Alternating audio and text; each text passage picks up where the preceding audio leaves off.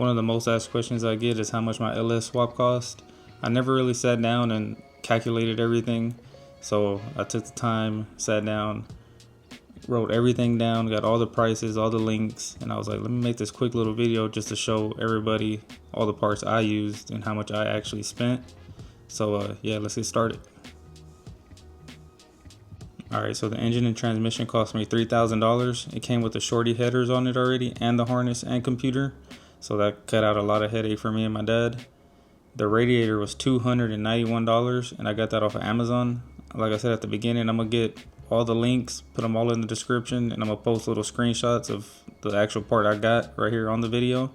So if you need any information, just go down there and the link hopefully should work. And I got the coolant overflow tank for $26 off of Amazon as well. And then the valve covers, I got those off of Jegs, and they were $212. And then the fuel rails I got also off of Jegs, that were $94. Another big chunk that I really didn't need to spend, but it looked too pretty not to get it. I got the CVF pulley kit, that was $2,900. And like I said, you don't really need that. Well, you really don't need it, but it was just too pretty. I had to get it. And then I got the Thrush mufflers. They were $80 for two of them. And I'll put the little screenshot right here. And it costs $200 to install at the muffler shop. I'm pretty sure that will vary depending on, your muffler shop. And then I got the Summit brand, the throttle cable. That was $45. So on my truck, we moved the coils. So I used the ICT billet spark plug wires, relocation brackets, and the harness extensions.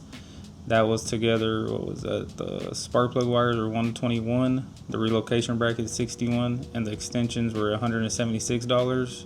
You don't need to do that. I just wanted mine to look nice and clean, so my dad ended up moving them under the truck, and I'll post a little picture here of what that looks like.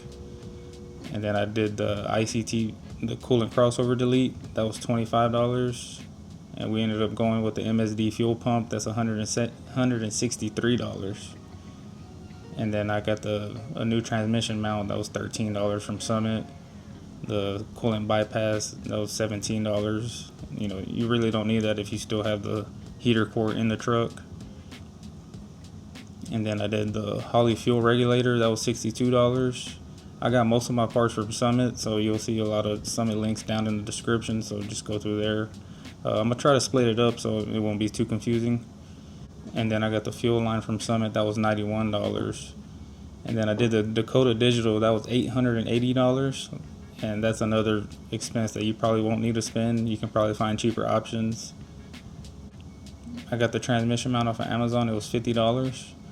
And then the motor mounts were free. I got them from a buddy of ours. And then just little hoses and fittings. I'm trying to estimated what I spent. It was probably like around $200. And I got the LS1 intake off of Facebook, I think for either $175 or $200. I can't remember what it was, so I just put $200. So altogether I ended up spending $8,927. I would probably round that up more to $9,000, maybe $9,100, I would say. But like I said, you don't really need the CVF kit or the Dakota digital.